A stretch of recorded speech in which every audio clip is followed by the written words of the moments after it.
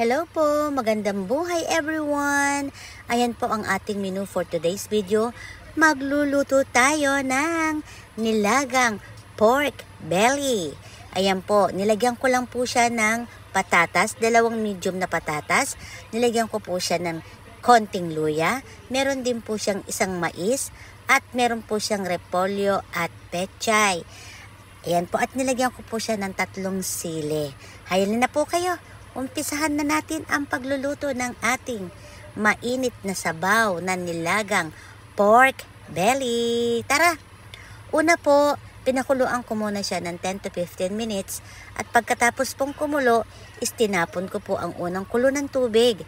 At ayan na nga po, hinuhugasan ko na po siya at idinidrain ko na ang tubig sa lababo. At pagkatapos ko pong i-drain, nilagyan ko po siya ng panay-bagong tubig. Ayan po ang tubig at mamaya po, titimplahan ko na siya. Nilagyan ko po siya ng kapirasong luya, pampatanggal po ng lansa. Kahit na po anong sabihin natin na hindi naglalagay ng luya, pero po ako sa nilaga, naglalagay po ako ng kapirasong luya at sinunod ko pong inilagay ang sibuyas.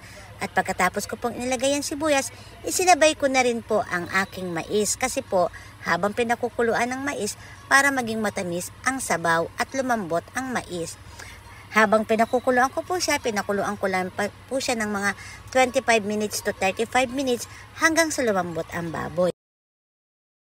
At pagkatapos kong lumambot ang baboy, inilagay ko na po ang aking repolyo at ang pechay.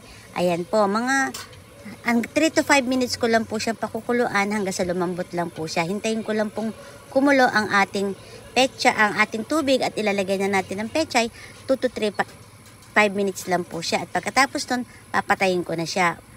Maluluto naman po siya sa init ng tubig pag tinakpan ng kaldero. Yun lang po. Maraming salamat. Thank you.